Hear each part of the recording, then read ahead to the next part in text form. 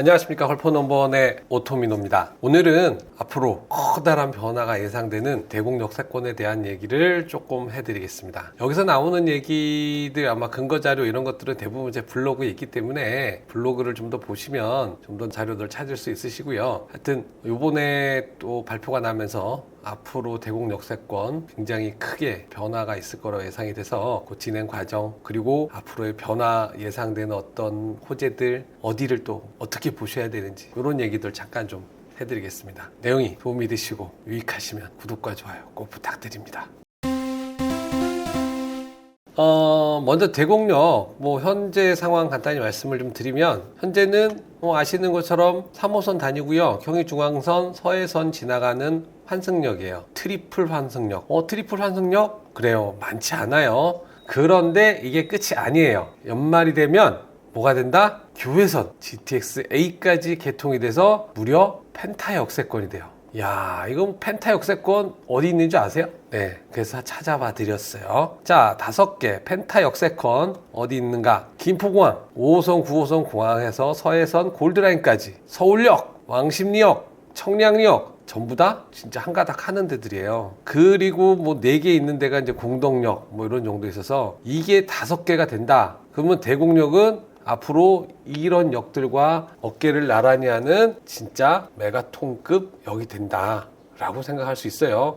굉장히 중요한 대공역이죠. 그런데 지금 대공역은 보시는 것처럼 어때요? 허허벌판에 역만 있어요. 허허벌판이잖아요. 이유는 아시는 분들 대부분 다 아세요. 왜 그런다? 여기가 바로 개발 제한 구역이다. 여기가 다 개발 제한 구역이다 보니 개발을 할 수가 없어요. 그러니까 대공역만 덜러덩 있고 개발 제한 구역은 이렇게 있고 개발 제한 구역도 다 개발하던데요. 그렇죠. 그래서 대공역세권도 개발을 하려고 노력을 많이 했어요. 한데 쉽지가 않았죠. 지금 여기 일단은 요 안에서 보시면은 요거 3호선 가고요. 그 다음에 경의선 가고 요렇게 가고 있어요. 요거 이제 보시면 대공역이 3호선이 놓이고 나서 그때 이제 3호선이 놓일 때 이제 2010년 그 초에 어땠냐면 이 경의선하고 교외선이 있었어요. 그러니까 경의선, 교외선, 3호선 가는 이 트리플 역세권이 그때 당시에는 진짜 드물었거든요. 이렇게 되는 이 역세권이었기 때문에 여기도 어떻게 개발을 해보려고 노력도 했고 했는데 일단 2010년에 복합환승센터 시범사업지로 선정이 됐고 그리고 2016년에 자 그러면 개발을 하는데 이렇게 좋은 트리플 역세권 그냥 하면 안 되잖아. 이 자족 기능을 좀 많이 넣어보자. 일산 신도시의 가장 큰 문제가 자족도시라고 했지만 실제적으로는 자족 기능이 많지 않아서 서울로 어떻게 보면 배드타운화된 그런 어떤 안타까운 면이 많잖아요. 그래서 이렇게 해보자 하지만 결국은 요거 갖고 해보자 하고 막 검토를 하는데 해봤더니 사업성이 없대요. 그래서 철도시설공단이 이거 돈 안 돼. 경기도시공사도 좀 그렇잖아 하면서 이렇게 빠져버리니까 다들 안 되는 거예요. 그래서 이때 2020년 직전에 이제 재검토하자 이렇게 얘기하고 그리고 나서 개발 방향이나 이런 것들 다시 한번 해보자라고 해서 고양시에서 타당성이니 뭐니 다시 또 막 검토를 하고 그러면서 어떻게 진행을 해야 되나 막 고민을 하고 있어요. 그러는 과정에 요번에 국토부가 1400세대 택지 개발할래 라고 발표를 하게 돼요. 그러면 어떻게 돼요? 개발하면 되죠. 그게 이제 여러 가지 이제 문제가 많고 하다 보니까 이제 제가 말씀을 드리려고 하는 거고요. 그러면 처음에는 어떤 계획을 세웠는지 자족 기능을 위주로 한다고 그랬잖아요. 여기 보시면 이게 지금 보면 지식산업용지니 뭐니 이렇게 물류용지, 복합환승센터 여기에도 보시면 업무 실질적으로 여기에서 주거라고 할 수 있는 것들은 이쪽에 일부하고 이쪽에 있었잖아요. 그러니까 상당히 자족 기능을 많이 넣은 그런 개발이었어요. 초기에 계획이. 그랬기 때문에 여기도 지금 어떤 식으로 계획이 됐느냐 보시면 여기 환승역세권 여기 환승역 복합센터 있고 난 다음에 이렇게 오피스텔 컨벤션 이런 것들을 쭉 이렇게 넣는 물론 이제 주거도 있어요. 이런 식의 어떻게 보면 누가 보더라도 야 여기 뭐가 좀 괜찮은데 라고 생각이 들 정도의 어떤 계획을 수립을 했었어요. 이렇게 지금 보시면 이 대공역 주변으로 이렇게 개발을 할 생각으로 이렇게 초기에 계획을 했었어요. 근데 이제 요거는 이제 지나간 얘기고요. 앞으로 이제 어떻게 될지는 또 봐야겠는데 예전에는 이렇게 계획을 했었고 그럼 앞으로 대공역은 어떻게 될 건지 한번 좀 더 보게 되면 아까 연말 되면 GTX-A 개통 개통한다 그랬죠. 연말에 지금 뭐 12월인데 왜 개통 안 해? 그러니까 이번 달에 합니다. 이번 달에 자 개통을 하는데 GTX-A가 개통을 하면 GTX-A는 어떻게 보면 운정에서 시작해갖고 어디까지 가요? 동탄까지 가죠.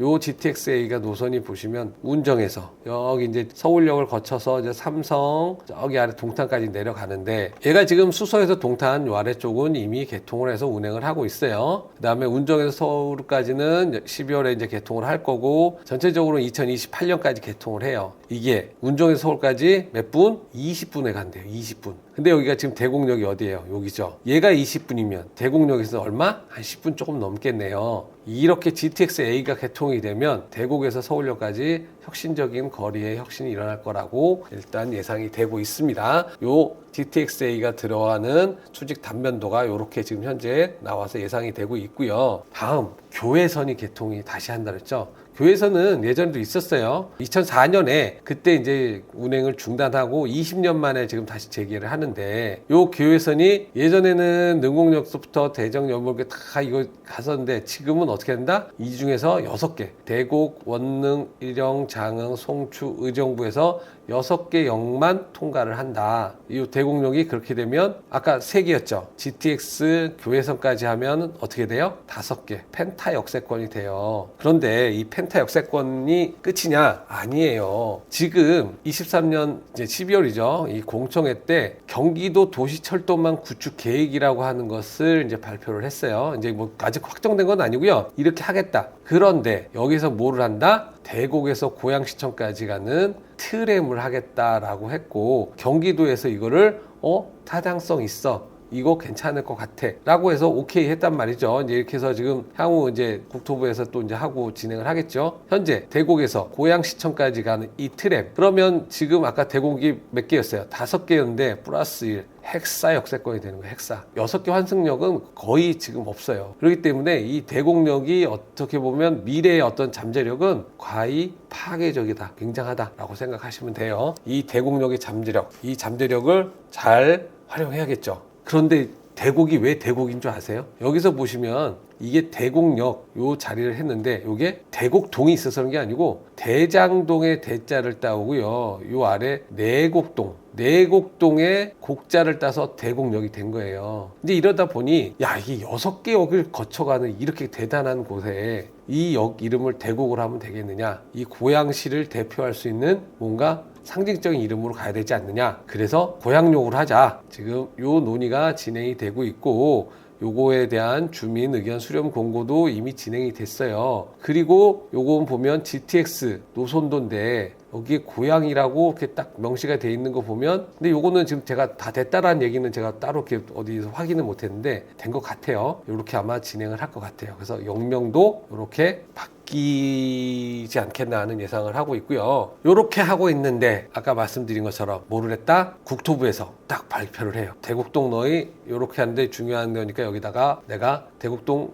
지금 이게 공공주택지구로 지금 개발을 한다라고 하는 거거든요. 공공주택지구는 개발 제한구역을 활용해서 이제 지금 많이 하고 있거든요. 여기 아까 개발 제한구역이라고 했잖아요. 그간에 개발 제한구역을 개발을 하지 못해서 많이들 어려웠는데 이걸 국토부가 내가 개발해 줄게 라고 합니다. 그래서 어떻게 한다? 요렇게 구역을 내세웠어요. 그리고 60만 평. 60만 평 작지 않아요. 60만 평은 작지 않은데 요렇게 했더니 이제 고양시에서는 뭐라 하느냐? 주거 비율은 20%로 해서 개발을 하겠대요. 그래서 실제로 발표도 20%로 하겠다라고 제안이 됐어요. 근데 이게 조금 생각을 해봐야 되는 게 요 옆에 있는 이제 원흥지구가 한 40만 평 되거든요. 그런데 이게 한 8천 세대 정도 돼요. 근데 60만 평이면 요 비율대로 가면 한 12,000 정도 되는 거 아니에요? 근데 이게 만 가구가 들어오는데 9,400이면 만이잖아요. 만 가구가 들어오는데 20%로 한다? 잘 이해는 안 가요. 하여튼 한대요. 그래서 고민을 하려나 하는 생각은 일단 하고 있습니다. 이렇게 발표를 하고 나니까 이제 문제가 뭐냐면 처음에 초기에 역세권이 어떻게 되면 대곡역이 여기 있었는데 요 아래까지 요 똑같이 그리면 대곡역이 있었는데 어디까지냐 여기 요 부분도 그냥 포함해서 그냥 요렇게 싹둑 잘랐던 거예요. 요렇게 잘랐던 요 부분이잖아요.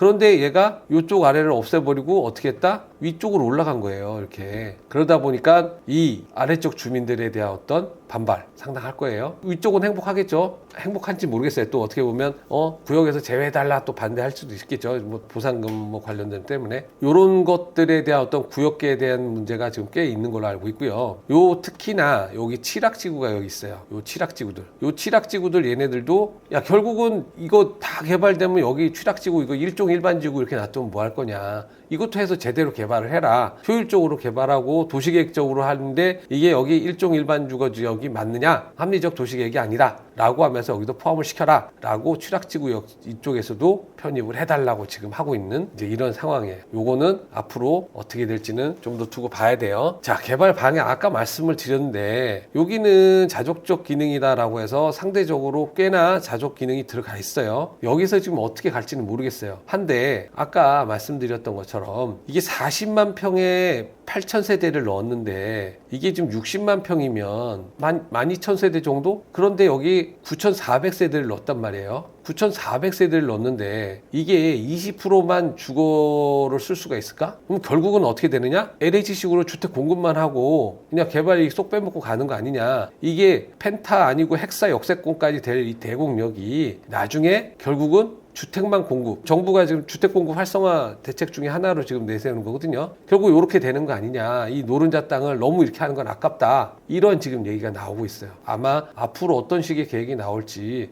좀 더 두고 봐야 되고요. 중요한 건 어떻게 됐든 뭐가 된다? 여기는 헥사 역세권에 뭔가 이 지역을 커다랗게 변화시킬 그런 형태가 올 것이다 라는 것은 예상이 되고요. 자, 그래서 사람들 이제 많이들 생각하시잖아요. 그래서 어떻게 하자고, 어디 투자해야 돼, 뭐 이런 얘기 하시는데 이런 분들 딱 고양시가 뭐를 했어요? 바로 발표 내고 며칠 내로 뭐를 했다? 토지거래 허가구역 딱 발표를 했어요. 토지거래 허가구역이 지금 아까 원래 있던 여기가 지금 역세권이죠. 요 아래 내곡동 빠졌는데 내곡동도 포함했죠. 요 위에 이제 지금 주교동까지 다 넣었어요. 요거 아까 지금 대충 구역계가 한 요 정도 이렇게 갔었잖아요. 이렇게. 그런데 여기 지금 토지거래 허가구역을 어떻게 했다? 요 아래 여기까지 다 집어넣었어요. 지금 요 아래 여기까지 다 집어넣고 얘도 막 이렇게 해가지고 거의 한 요 정도까지 다 지금 집어넣은 거예요.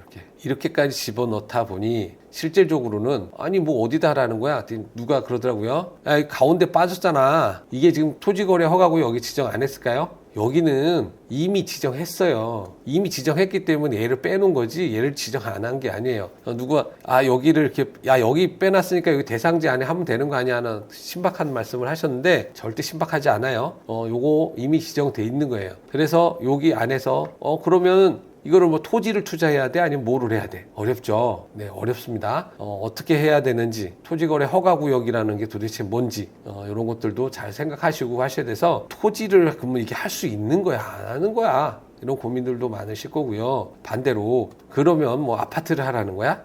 이런 고민들도 많으실 건데 하여간에 이 지역은 뭔가 커다란 변화가 있을 거고 커다란 변화 속에 어디서 무엇을 어떻게 해야 되는지는 앞으로도 고민이 정말 많을 것 같아요. 그래서 저 역시도 아마 많은 생각을 좀 더 해보고 찾아봐야겠지만 이런 부분들 이렇게 토지거래 허가도 있고 하다 보니 투자하실 분들 잘 유의하셔라 하는 말씀을 좀 드리겠고요. 오늘은 제가 대곡 역세권 이 부분에 대해서 좀 간단히 좀 정리를 그간의 진행사항 앞으로의 변화될 사항들 좀 말씀을 좀 드렸는데 도움이 좀 되셨으면 좋겠고 도움이 되셨으면 구독과 좋아요 꼭 부탁드리겠습니다. 뭐 내용상 궁금하신 사항들 이렇게 있으시면 사무실로 연락 주시면 또 제가 말씀드리도록 하겠습니다. 감사합니다.